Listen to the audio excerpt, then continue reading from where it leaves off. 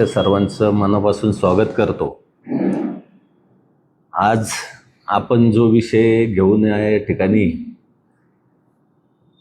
मी माझी मतं मांडणार आहे ते म्हणजे पवना जलवाहिनीच्या विरोधात असणारी जी मतं आहेत, जे सर्वसामान्य नागरिकांची मतं आहेत, सर्व शेतकऱ्यांची मतं आहेत, त्याच्यानं आज आपण खरोखर या मावळ तालुक्याशी संवाद साधणार आहोत। आपणा सर्वांना माहिती आहे की पवना धरण झालं, तिथले अनेक शेतकरी म्हणजे सर्वच शेतकरी त्या भागातले हे विस्थापित झालेले। आजही 60 वर्ष झाले तरी त्यांचा कुठलाच प्रश्न मार्गी लागलेला नाहीये, सुटलेला नाहीये। आजही ती लोक जात्यामध्ये आहेत, ती भरडली जातात ते, आणि आजही त्यांचा आक्रोश मोठ्या प्रमाणावरती आपणाला ऐकायला मिळतोय। त्यांच्या मूलभूत गरजा सुद्धा आजही पूर्ण होत नाहीये, ही वस्तुस्थिती आहे। आज त्यांचं पुनर्वसनाचा तर विषय मागच पडलेला आहे असं दिसतंय। त्यांच्या बाबतीत जर बोलायचं झालं तर आज त्यांच्या थडग्यावरती आज पिंपरी चिंचवड महापालिकेची इमारत उभी आहे असं म्हणलं तरी वावगं ठरणार नाहीये। जल आहे तो कल आहे असं म्हणलं जातं, आणि हे जल देण्याचं काम मावळ तालुक्यांनी केलंय, आणि त्याच्याच आधारे आज पिंपरी चिंचवड महापालिका आशिया खंडातली 1 नंबरची महापालिका झाली। पाणी असेल तर सगळ्या काही गोष्टी शक्य होतात। मूलभूत प्रश्न हा पाण्याचाच आहे। आज आमच्या शेतकऱ्यांनी तिथं गाडून घेतलं त्या धरणामध्ये, म्हणून आज पिंपरी चिंचवड महापालिकेचा विकासाचा आलेख हा दिवसेंदिवस उंचावत चाललेला आहे। आज मुख्यमंत्री साहेबांसोबत ज्या वेळेस मीटिंग झाली, तालुक्यातले नेते होते आणि पिंपरी चिंचवडचे नेते आयुक्त होते, त्यावेळेस असं एक लक्षात आलं की धरणग्रस्तांच्या मागण्या मान्य झाल्या पाहिजेत, शेतकऱ्यांच्या मागण्या मान्य झाल्या पाहिजेत। शेतकऱ्यांना विश्वासात घेतल्याशिवाय पुढे जाणार नाहीये, ही वस्तुस्थिती मांडत असताना पिंपरी चिंचवड मधले सर्वच नेते बंद पाईपलाईननी पाणी नेण्यासाठी एकमत आहे।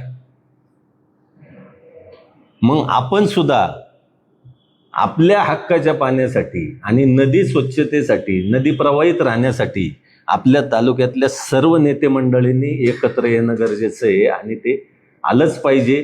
कारण आता जर हे थांबवलं नाही या गोष्टी, तर येणारी पिढी, येणारा काळ हा तुम्हाला माफ करणार नाहीये। मावळ तालुका हा किती म्हणलं तरी सुजलाम सुफलाम असला, किती इंडस्ट्रीज आल्या, किती शैक्षणिक संस्था आल्या, तरी पाणी जर नसेल तर निश्चितच आपण ह्या दुष्काळाकडे वाटचाल करू, एवढं मला तुम्हाला एक सांगायचंय।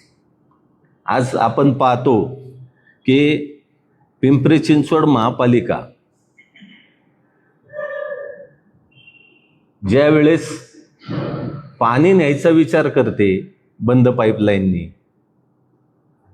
त्यावेळेस त्यांनी स्वतःच्या पिंपरी चिंचवड महापालिकेमध्ये काय चाललंय हे अजिबात त्यांचं लक्ष नाहीये। दुर्दैव आहे आपलं, आपण त्याच्याकडेही लक्ष देत नाहीये।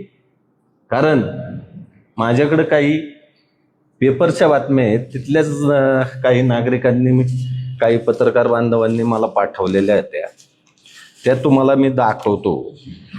आता हा सकाळ पिंपरी चिंचवड आहे, ह्याच्यामध्ये एक बातमी की वॉटर ऑडिट अत्यावश्यक, शहरातील 40% गळती आटोक्यात आणल्यास पाणी प्रश्न सुटणार।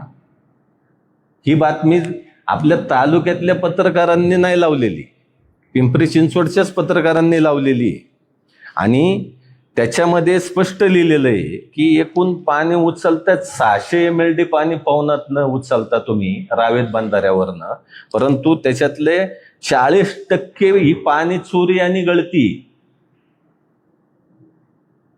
आणि 40% म्हणजे जवळपास 240 MLD पाणी चोरीन गळती आहे, त्याच्यावरती कंट्रोल नाहीये। आयुक्त साहेब तुम्ही करताय काय? दुसरा पेपर आहे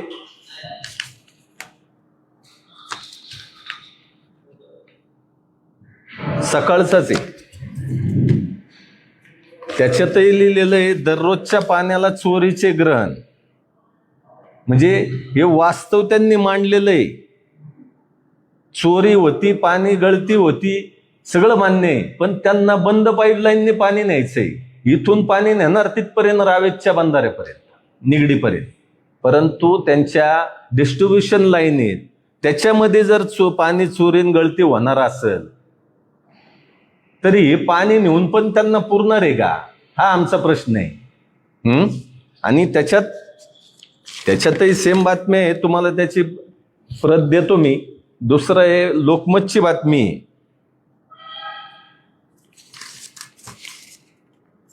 त्याच्यातही बातमी अशी आहे, पाहुणा भरूनही उपयोग शून्य, दररोज पाणी मिळणार केव्हा.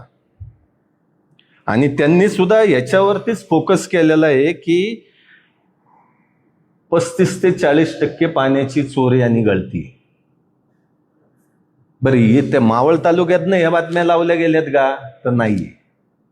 बातम्या तिथलीच जे पत्रकार बांधव आहेत ते वस्तुस्थिती मांडतात ते, आणि त्या ठिकाणी आपल्यासाठी ते चांगल्या गोष्टीचा विषय आहे. याची सर्वाची प्रत देतो. तुम्हाला हे सांगायचंय की एवढे पाणी चोरीन गळती आज त्या पेपरच्या माध्यमातून सुद्धा मी तुम्हाला एक सांगतो की त्यांनी मुळशी धरणातही मागणी केलेली, आम्हाला 7.5 TMC पाणी मिळावं म्हणून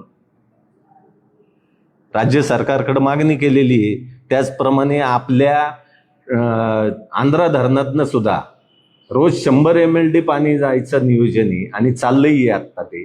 तसेच जे टाटाचा जो डॅम आहे ठोकळवाडी धरण, तिथनंही त्यांनी रोज पाणी न्यायचं नियोजन केलेलं आहे. आज आपलं जाधववाडीचं धरण आहे, तिथूनही पाणी पिंपरी चिंचवड महापालिकेला गेलेलं आहे. आस्केट डॅमचंही चाललंय. तिथं नागरीकरणाचा वेग जो वाढतोय, की तिथल्या नेत्यांचं म्हणणं आहे आम्हाला नागरीकरणाचा वेग भरपूर मोठा आहे, इथं नागरी समस्येवर ताण पडतोय, सगळ्या गोष्टी मान्य आहेत. परंतु आज तिथली वस्तुस्थिती जर पाहिली आपण तर तुम्हाला सांगतो, त्यांनी जवळपास 2 वेळा शास्तीकर माफ केला. शास्तीकर माफ केला म्हणजे काय केलंय की अनधिकृत बांधकामं अधिकृत केलेली आहेत दंड भरून.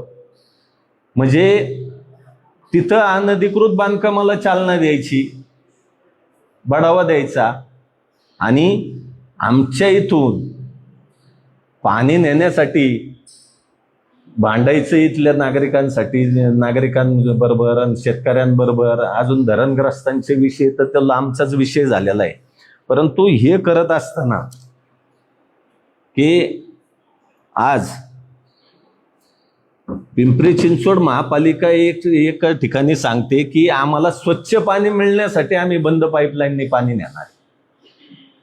पण तुम्ही मला सांगा, 2011ला तत्कालीन मुख्यमंत्री यांनी या प्रोजेक्टला स्थगिती दिली होती. 2011 पासून आता 2026 पर्यंत पिंपरी चिंचवड महापालिकेने नदी स्वच्छ करण्यासाठी काय उपाययोजना केल्या, किती बजेटमध्ये प्रोव्हिजन केली, किती ठिकाणी STP प्लांट लावले, किंवा किती ठिकाणी DRDOचा जो बायोडायजेस्टिक प्लांट आहे ते लावले. मावळ तालुक्यात एक तरी दिसतोय का तुम्हाला लावलेला? दोन्ही नद्यांचा विषय घ्या तुम्ही, इंद्रायणी असेल, पावना असेल, दोन्ही नद्यांवरती एकही रुपये त्यांनी पाणी नदी स्वच्छतेसाठी केलेला नाहीये. आणि वरती परत वरडायचं की आम्हाला स्वच्छ पाणी मिळत नाही म्हणून आम्हाला बंद जलवाहिनीने पाणी न्यायचं. तुम्ही मला दाखवून द्या पिंपरी चिंचवड महापालिका हद्दीमध्ये जे पाणी वापरून त्या नदीतच जाते, दूषित होऊन जाते, ते पाणी रियूज करून ते वापरण्यात आल्याचं कुठलं तरी एक तरी उदाहरण तुम्ही दाखवा मला. आज मला गडकरी साहेबांचं एक भाषण आठवते. त्यांनी सांगितलं होतं कुठंतरी की नागपूर महापालिका पाणी पुनर्वापर करून जवळपास 350 कोटी रुपये वर्षाला कमवते. मग पिंपरी चिंचवड महापालिकेचे कुठे पुनर्वापर यंत्रणा? आणि तुम्हाला सांगतो की पवना नदी ही प्रवाहित कुठपर्यंत होती? फक्त रावेत बंधाऱ्यापर्यंतच प्रवाहित आहे. त्यातला गौंजापर्यंत मावळचा भाग येतो. मावळामध्ये तुम्हालाही माहिती आहे की 1 रुपयाचं सुद्धा त्यांनी नदी स्वच्छतेसाठी काम केलेलं नाहीये गेल्या 15 वर्षामध्ये. आणि मी तुम्हाला जबाबदारीने एक गोष्ट सांगतो की गौंजाच्या पुढं ज्या वेळेस पिंपरी चिंचवड महापालिकेची हद्द चालू होती, त्याच्यामध्ये रावेत असेल, किवळे असेल, विकासनगर असेल, साईनगर असेल किंवा मामुर्डी असेल, देवरोडचा काही आपला भाग आहे,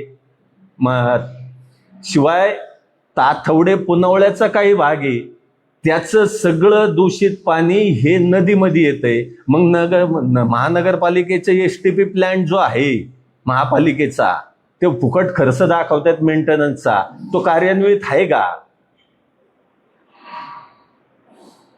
तुम्ही पण हा प्रश्न विचारला पाहिजे. मी तुमच्या माध्यमातून त्यांना हा प्रश्न विचारतो. लोकांनी जागरूक राहिलं पाहिजे आपल्या पाण्याच्या हक्कासाठी. आज त्यांचं दूषित पाणी त्यांना प्यायला लागतंय, पण तुम्ही अख्खी बंद पाईपलाईन आज पवना धरण ते गौंजापर्यंत फक्त 28 किलोमीटरचा जो पाण्याचा प्रवाह आहे, नदीचा प्रवाह आहे, तो बंद करण्यासाठी तुम्ही आज जवळपास 1600 ते 1800 कोटी रुपये खर्च करणार आहे. माझ्या मिळालेल्या माहितीप्रमाणे जवळपास 550 ते 600 कोटीच्या ठेवी ते मोडणार आहेत.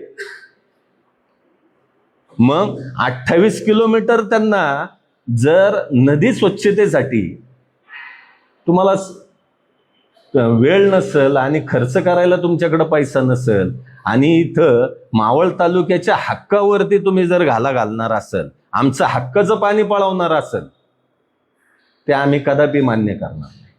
दुसरा सगळ्यात महत्वाचा विषय, आज मी इथं बसणारे सर्व पत्रकार बंधू भगिनी आहेत, तुम्हालाही विचारतो एक प्रश्न, आणि मावळ तालुक्याच्या माझ्या प्रत्येक महिला भगिनींना एक प्रश्न विचारू इच्छितो की तुमच्या घरामध्ये दरवर्षी 72,000 लिटर पाणी फ्री येतं का? म्हणजे महिन्याचं 6,000 लिटर पाणी फ्री येतं का? तुम्ही येस किंवा नो तुम्हीच सांगा. नाही येत. पिंपरी चिंचवड महापालिकेमध्ये प्रत्येक महिन्याला प्रत्येक घरटी 6,000 लिटर पाणी फ्री आहे.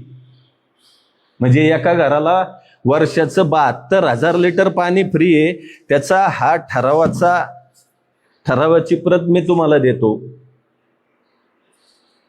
झोपडपट्टीसाठी आता तुम्हाला ग्रामीण भागात सुद्धा कमीत कमी 1000-1200 रुपये पाणीपट्टी आहे आपल्या मावळ तालुक्यामध्ये, परंतु आपल्या भागामधल्या लोकांना पाणी आलं नाही आलं तरी भरणंच आहे. ती पाणीपट्टी कमीत कमी 1000-1200 आहे. परंतु पिंपरी चिंचवडला काही भागामध्ये असं आहे की तिथं फक्त वर्षाला 500 रुपये पाणीपट्टी. किती?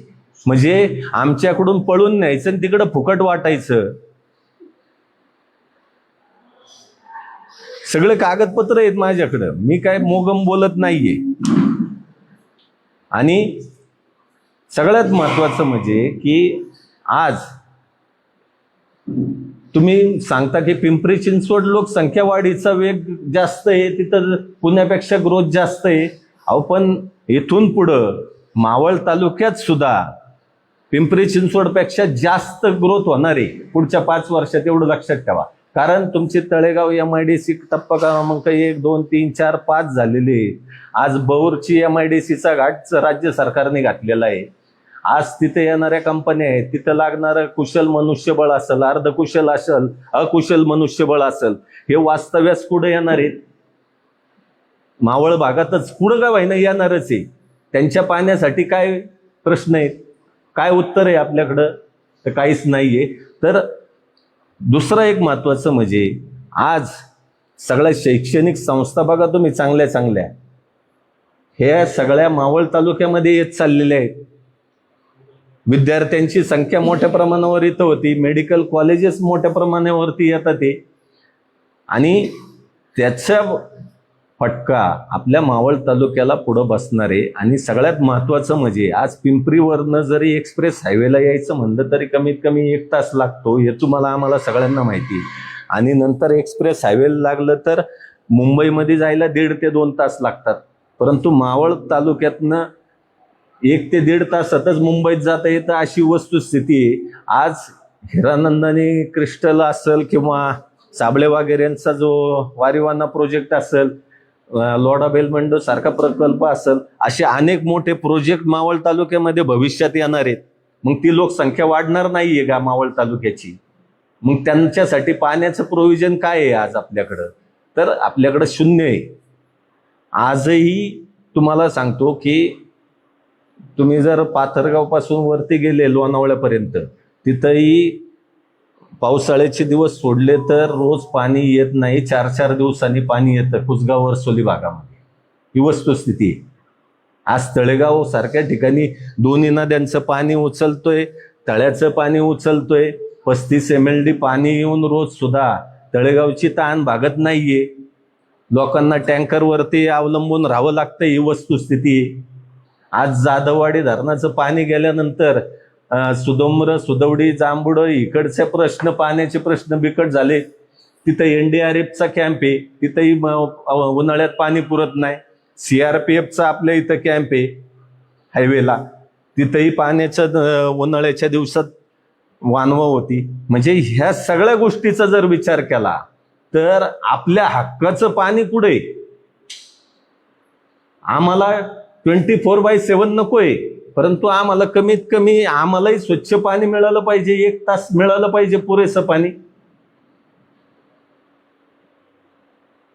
आज तुम्ही मला सांगा, पिंपरी चिंचवड महापालिकेमध्ये कुठल्याही गृह प्रकल्पाला रेन हार्वेस्टिंग जो प्रकल्प आहे तो राबवला जातो का हो? मग त्या पाण्याचा वापर नसता का झाला?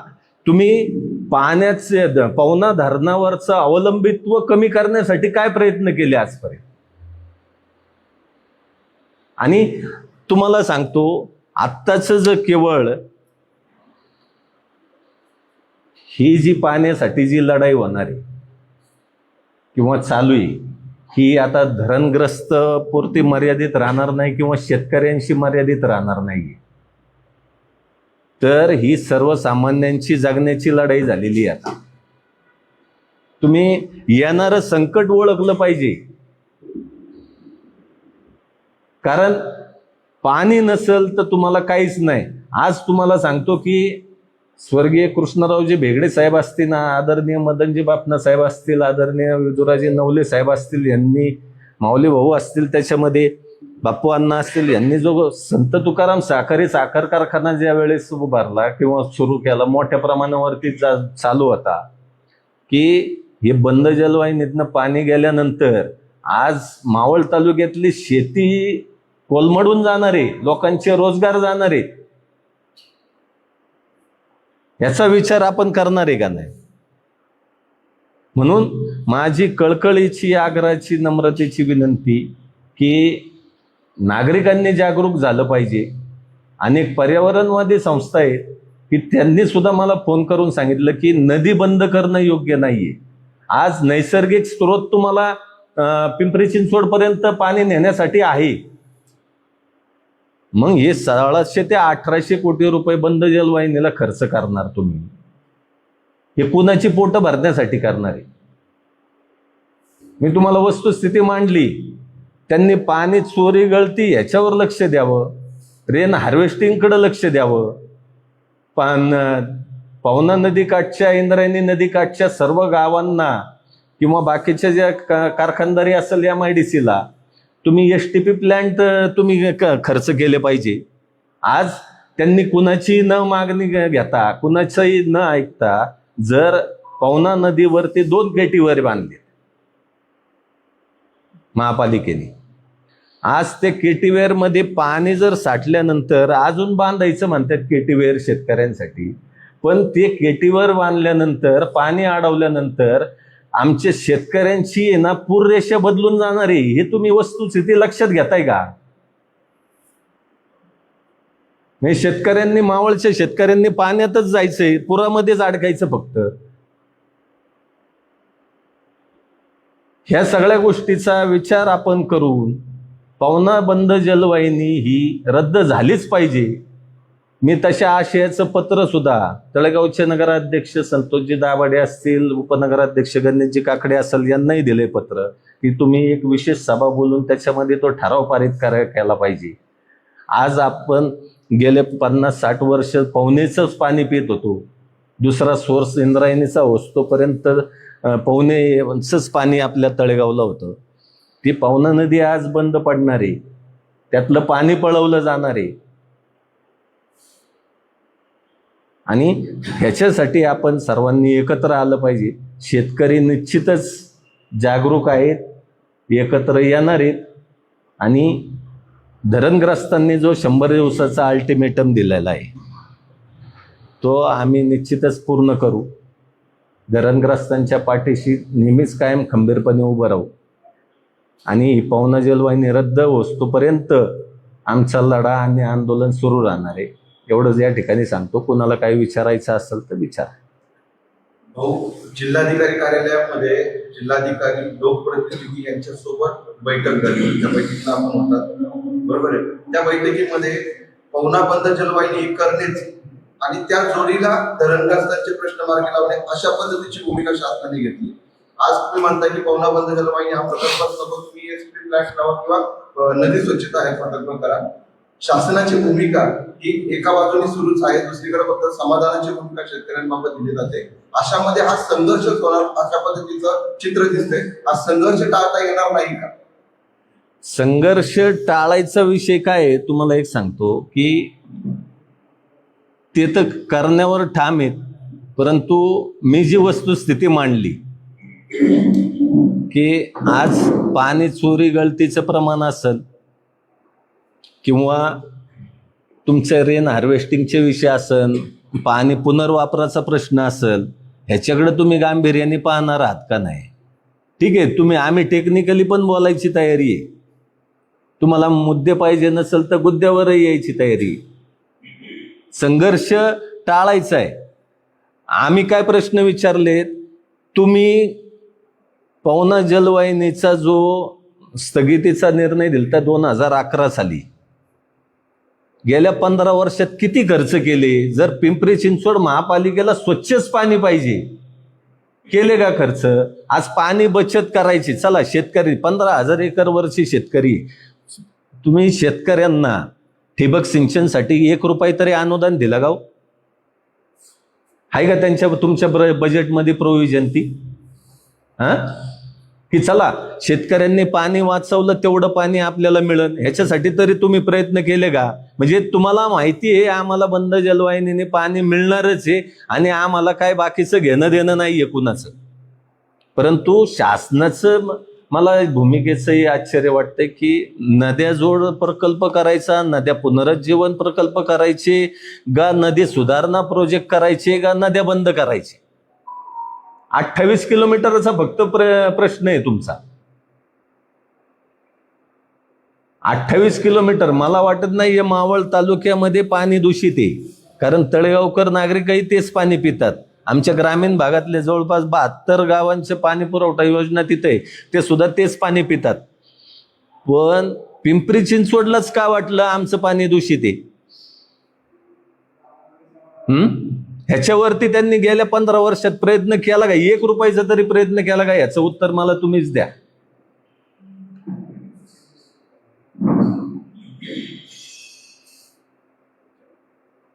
विचार.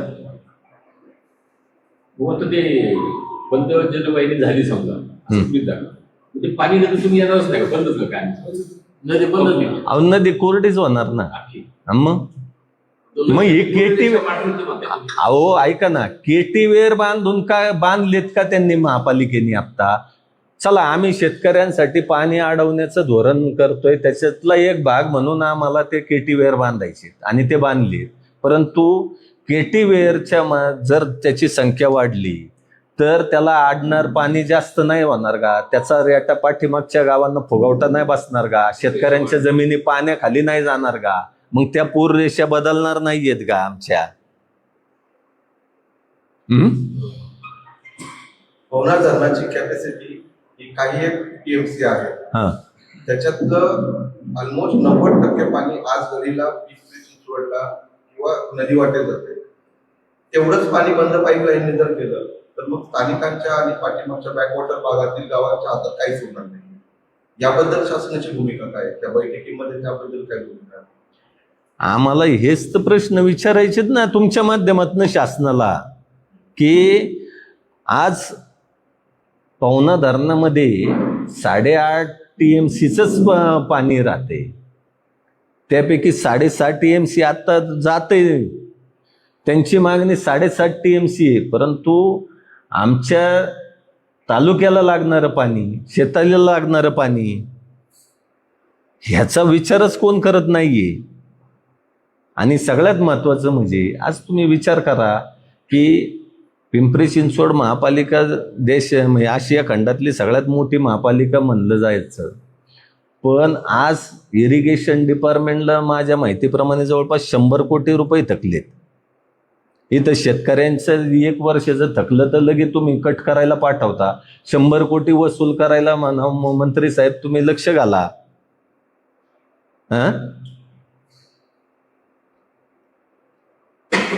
शेतकऱ्यांची आता यापुढे भूमिका काय असणार आहे?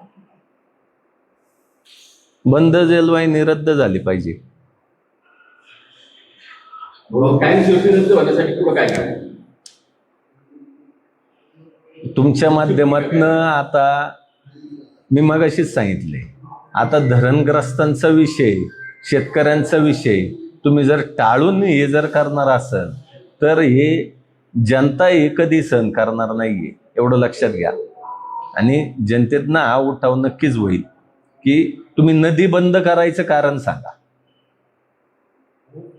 हे राजकारण्यामध्ये चालायचं काय राजकारत्यांना पिंपरी राजकारण्यांना लोकांना पाणी द्यायची तिकडं, इथं लोकांना पाणी मिळणारच नाही. म्हणजे राज्यकर्ते आहेत, काम शासन काम करणारे, त्यांनी करून हे केलं काय पाहिजे की मग इथं पाणी. मी पहिलंच काय सांगितलंय, पवना जलवाहिनी रद्द होण्यासाठी आणि आपल्या तालुक्यातलं पाण्याचा हक्क अबाधित ठेवण्यासाठी सगळ्या राज्यकर्त्यांनी एकत्र आलं पाहिजे. बघा, राजकारण करण्यासाठी लय मुद्दे लय वेळ पडलेली आहे, पण ही जर वेळ निघून गेली आत्ताची तर निश्चितच येणारी मावळची जनता तुम्हाला आम्हाला माफ करणार नाहीये. प्रशासन, महानगरपालिका असेल किंवा राज्य शासन असेल, वेगवेगळे आमिष दाखवत आहेत, वेगवेगळे आश्वासनं देत आहेत. आणि पिंपरी चिंचवडला पाणी पुरवठा झाला पाहिजे यासाठी प्रशासकीय पातळीवरती बैठका घ्यायचं. धरणग्रस्त बांधव असतात, शेतकरी असतात, लोकप्रतिनिधी असतात, आणि पिंपरी महानगरपालिकेसाठी फार मोठ्या प्रमाणात आग्रही या सगळ्या अनुषंगाने दिसते. पिंपरी महानगरपालिकेने यापूर्वी दिलेली कुठलीच आश्वासनं धरण बांधल्यापासून आता तरीच मार्ग पूर्ण झाली नाही किंवा ते मागणी झाली नाही. अशा काळात हा लढा अधिक नेटाने करण्यासाठी कशी प्रयत्न असतील? आता सगळेजण पाणी नेण्यासाठी आग्रही आहेत तिकडची नेते मंडळी, पण इथला जो शेतकरी आहे, इथला जो सर्वसामान्य नागरिक आहे, हा अजूनही नदी बंद करायला राजी नाहीये.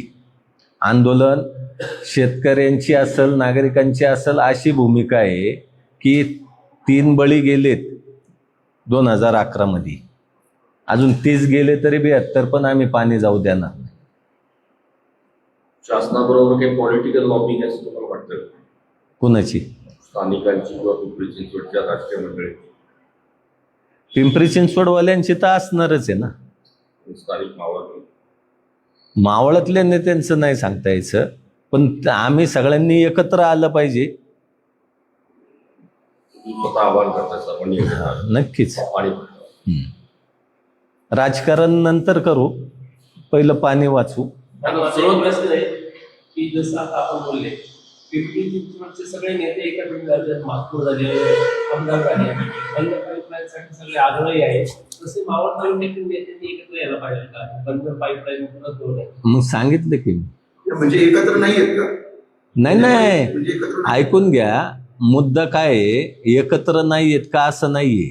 जो तो आपापल्या पद्धतीने प्रयत्न करतोय हे पवना जलवाहिनी रद्द होण्यासाठी, पण एकत्र आलं तर त्याचं फळ लवकर आणि चांगलं भेटेल असं मला म्हणायचं. नाही. तुम्ही बोलले की पिंपरी चिंचवडचं एकमत आहे.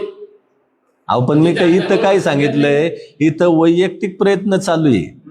ठीक आहे, जो तो आपापल्या पद्धतीने प्रयत्न करतोय. कारण की पिंपरी चिंचवड पवना डॅम आमचं होतं. त्यामुळे पहिला हप्ता आमचा आहे.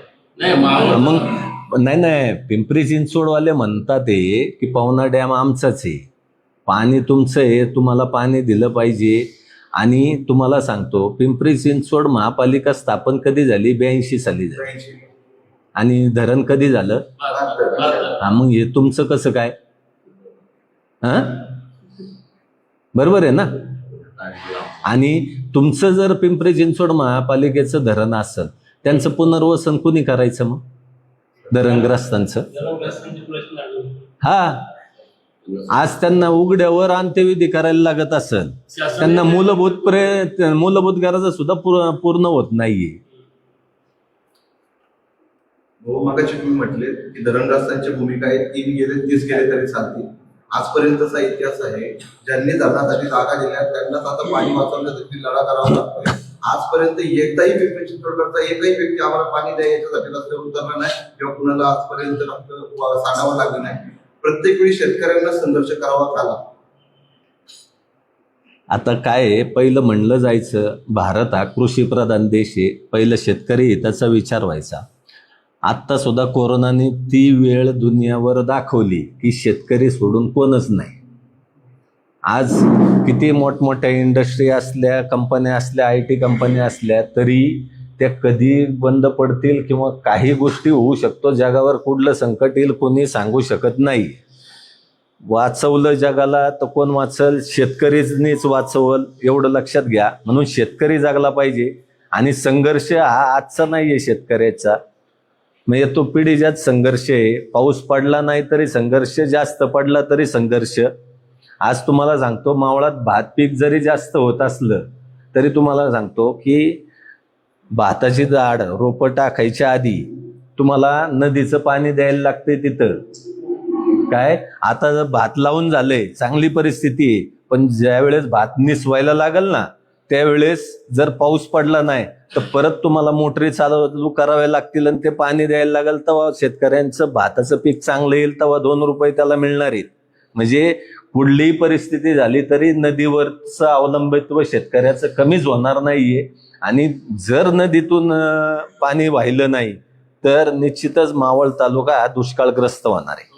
शेतकरी जगला पाहिजे, बरोबर आहे. हा. याच्यामुळे त्यांना ना बघ त्यांना कोण शेतकरी आता पाणी घेतात सगळं तिकडे म्हणून शेतकरी जगायचा कसं? म्हणून तर हे प्रश्न मांडले ना. आज तुमच्या घरामध्ये 72,000 लिटर पाणी वर्षाला येतंय का? चला, धन्यवाद. बरं, हे घ्या तुम्ही.